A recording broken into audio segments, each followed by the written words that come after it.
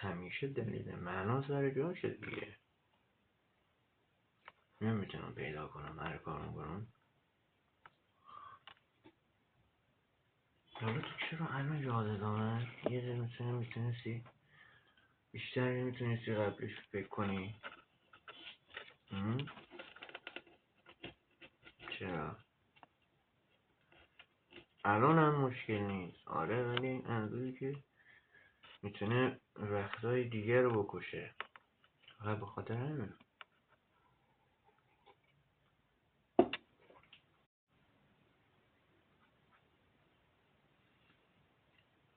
200 تومن الان نیم ساعت نمیتونم.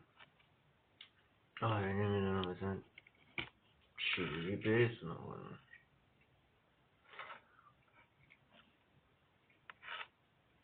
چی میشه که با 200 تومن چی میشه؟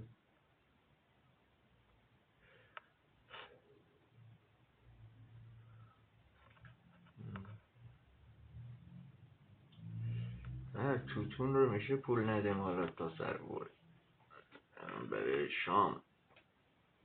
نون که نونی نیست که بتونیم بخوریم. غذا هم که چیزی ندارن.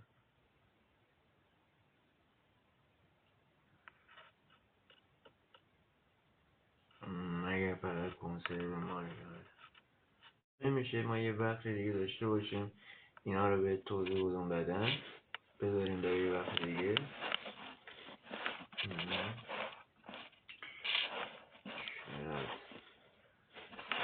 دوره بابا همه چی هیچی سر جاش نیست. ندارم. نه دفتر دستک کجا بود مرد حسابی.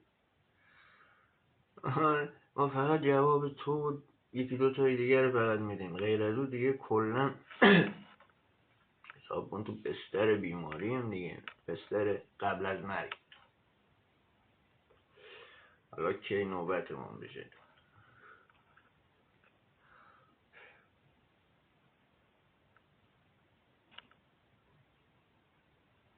چرا ما هم شکایت هم کمتر از تو نیست، ولی اونجوری نیست که آخه شما فکر کردی. آره چرا میتونی بدتر از اون هم میتونی عمل کنی. منتها خیلی راحت شما توقع رو برای خود در نظر گرفتی. حالا مثلا توقعات ما توقعات حقیقیه. شما توقعات شما یکم مثلا مزهکه. شما چجوری همچین توقعی؟ باید همه این مسائل شما حل باشه، اصلا نباید همچین مشکلاتی باشه. نه ما اصلا خندم نمیاد که نمیخندم، وگرنه باور کن بعدتون خنده داره ولی بعد ما گریه داره. فرقش فقط همیه.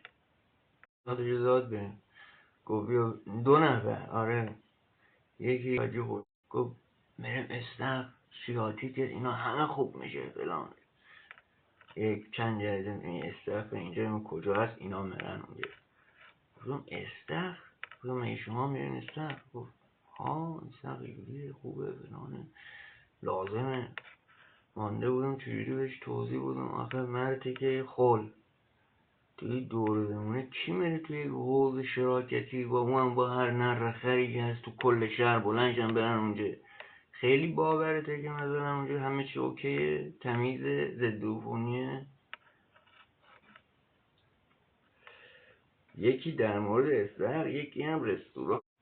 خیلی عجیبه. میگه ما زمانی به او حدی میرسون پولدار شدنشون گفت که بتونم وقتی مورم تو یک رستوران هر آنچه که دلم میخواد بتونم، نه اول به منو نگاه کنم ببینم قیمتش چنده برم.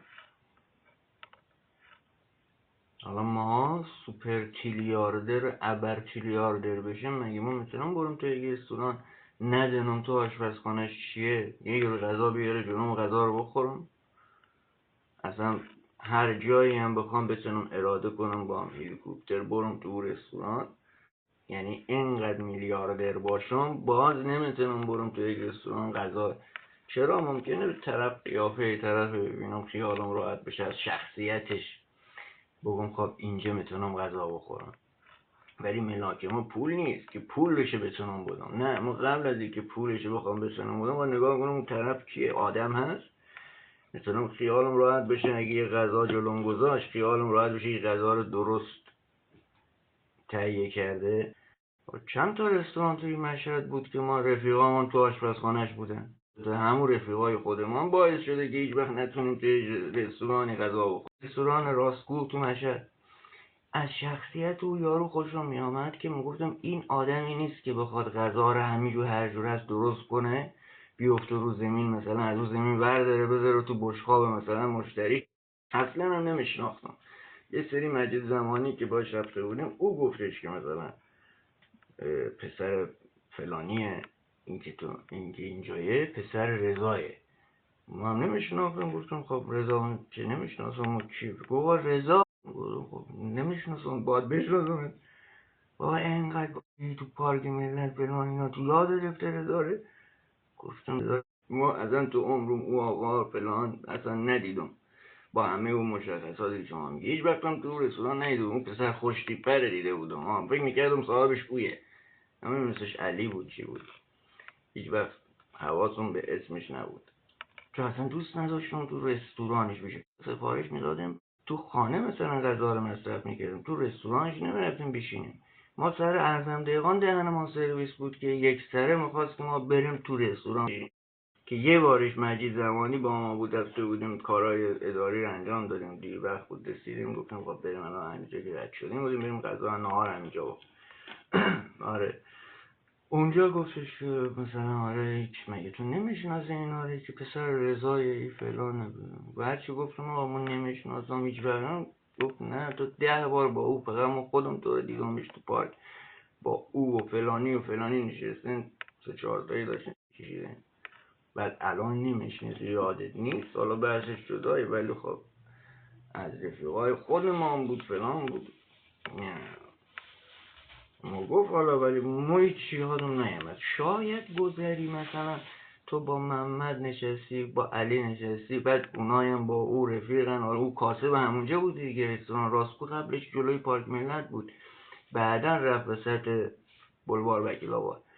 آره شاید اون از اون موقع حالا اونجا شاید قبلا مثلا رستوران داشتن اینا ما نمیدیدیم، بعدا اینکه او رو بازسازی کردن چشم ما خورد به راست میگه. شاید بوده او هم میامده با ایکس و ایگرگ هم میشناخته که خیالش راحت بشه ازشون جنس خوب بگیره. شاید خب تو صحنه شده رسیده مثلا ایو لحظه ما رو دیده فکر کرده آره مثلا اون جمع رفاقتی خودمانه مثلا. نه ما رضا راستگوش هیچ وقت تو ذهنم ندارم مثلا. حالا اون زمان بوده تو جمع ببین رابطه جوری بوده که اصلا نزدیک نبودم به هم، یعنی اون رو نشناختم، تو ذهنم یک نداشتم. ولی اون مگفت نه اصلا اشتباه میکنی یادت رفته. صبح تا شب مگفت بین خود ما بوده که مگفتم آقا جان تو اشتباه میکنی دیگه نمیتونم توضیح بدم بهش. اونجا صحبت شخصیت فرد بود که خیال راحت بشه بگی آدم حسابیه. ما اون پسره رو میدیدم ازش خوشم میامد، تیپ باحالی داشت، شخصیتش مخورد که آدم حسابی بشه. دنبال و عقده‌های احمقانه که تو بقیه دیده بودیم تو اون نمیدیدم، برای همون خیالم راحت بود از اون غذای او رو میتونستم بخورم. ولی این صحنه‌هایی که از اینا میبینم نه اینا همه با خیال راحت انگار مثلا همه دیگه همه اوکی هن. در صورتی که ما قانونمان اینه که همه حرومزاده هن مگر برعکسش ثابت بشه. یه مرحله قبل‌تر بود او بچه های پایین تر از ما که اونا میگفتن همه خوبن مگر برعکسش ثابت بشه. ما توی از بعد مرحله درویش غلامرضا دیگه ما فقط یه قانون داشتیم دیگه، همه حرومزاده هن مگری که برعکسش ثابت بشه و او که برعکسش ثابت میشه جزو آدمایه، او آدمه. برای همین شما نسبت بهش وظایفی داری. شما طرف توی بند نمیچرخه، مسائلی که خیلی های دیگه باش درگیرن داشت روزانه این قتل و غارت و جنایت و تجاوز و هر چیزی که شما حالا شاید خبراشو نمیشنوید توسط همین قشر انجام میشه دیگه. قشری که او تبعاتشو یه بالا پایینی نکرده ببینه بر اساس حقیقت هست نیست، یا بر اساس فقط ذهن خودش هیچ خبری هم از بیرون نداره، از قواعد بیرون، فکر میکنه یه چیز خوشایند ما دوست دارم بهش برسم دیگه، چرا بقیه رسیدن خب ما نرسم، ما هم میخوام برسم دیگه. نگاه نکرده بقیه رو چه حسابی رسیدن، این فقط میخواد برسه. آره حالا وسطی بشون ما همچنان قوانینمون مثل 30 سال پیش رو همون قاعده‌ایه، اما اینا تفلک ها اصلا قاعده نمیدونن چیه. یه دفعه چشمش خورده به تصویر این مسئله، بعد گفته خب همه باش درگیرن، ما هم میخوام. راست افتاده تو همین خط. حکومت هم حساب اینجا رو نکرده که برفرض تو اون مراحل رشدی که هر فرد باید بهش رسیده باشه، شما یه دفعه مثلا با این قضیه چجوری میخوای روبرو بشید.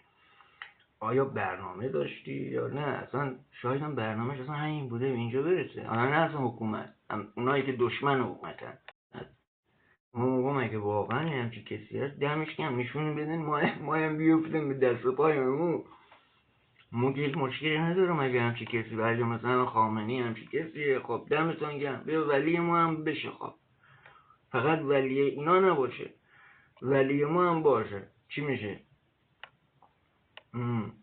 ما همین رو باید ما قضیه ما رو با اونا باید این از هم تفکیک کنی، وگرنه به اشتباه میفتی. یه دفعه میبینی وسط درگیری ما با یه عده‌ای میرسی از راه که تعجب میکنی، میگی چرا اونا باید با هم درگیر بشن؟ اینا که اصلا در صورتی که میبینی نه باید درگیر میشدن، چون قواعدی رو نمیدونن که سر ندونستن همون قواعد هرچی که در مورد جمهوری اسلامی ادعا میکنه این خودش بدتره. خب دیگه خیلی مهمه دیگه حاجی، وگرنه که خب جمهوری اسلامی سر تو رو ببره بهتره که تا اینا ببره. نه خیلی سخته، به این راحتی نمیشه بهش حالی کنی. اصلا یه چارچوبایی رو نمیشناسن، اگه میشناختن که راحت میشد حرفشو بزنی بیا طبق اینج. اصلا او فکر میکنه شما احساس برتری داری که اینجوری فکر میکنی، و اصلا حساب این نیست که ما احساس برتری نسبت به خود ما نداریم، احساس برتری هم باشه نسبت به اندیشه برتر داریم. حالا اگه خودمان آوردیم زیر مجموعه اندیشه برتر، ربطی نداره به اینکه خودمان رو برتر ببینیم. او چون این چارچوب هنوز نشناخته، از همون سطح پایین به مسائل داره نگاه میکنه، فکر میکنه ما آره توی آفرین، در صورتی برتری ما هیچ وقت نخواستیم برای خودمون. که ما فقط اون برتری رو میبینیم که از نیروی برتر که جلوش احساس حقارت میکنیم. همین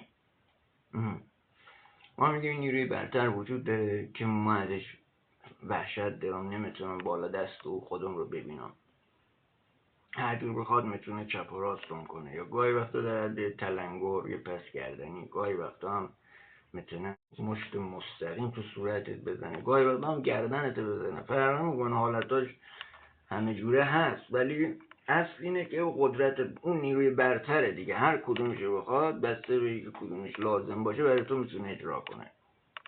همین. ما فقط از این نیروی برتر یه ترسی داریم، این ترس جلوی خیلی از مسائل دیگه ما رو میتونه بگیره که اصلا به ما اجازه نمیده وارد و چارچوبش بشه. ولی اونایی دیگه نه، این رو نمیشناسه، یارو اصلا نمیدونه ترس چیه. ترس هم اگر داره از چیزای دیگه داره، مثلا یعنی از مادر زنش داره، یا از باباش داره، یا از کسایی از حکومت ترس داره، قانون، مامورا آمدن مامورا. یارو ادعای مثلا قلندری میکنه در چه سطح، بعد تا مثلا اسم مامورا اونجوری فرار میگه اون جمعخانی نداره اینا با هم دیگه، هر چی بشه به هر حال درسته تو مثلا گیر نیفتی، ولی خب نمیشه هم که آدم جایی که نشسته باشه یا تو هر وضعیتی باشه یه دفعه برای فرار از او حالت تن به هر وضعیت دیگه ای بده که فقط این نمیشه. خیلی دیگه حالتش باید خاص باشه. او خاص تو این وضعیت معمولی از نظر ما قابل قبول نیست، خاصی نیست اصلا. اینا همون قوانین دیگه نمیشناسن. آره دیگه فقط مشکل همین میتونه زندگیشو بکنه، مشکل همین که با هم نمیتونیم زندگی کنیم، یعنی این مدلی و اون مدلی کنار هم جور در نمیاد. همین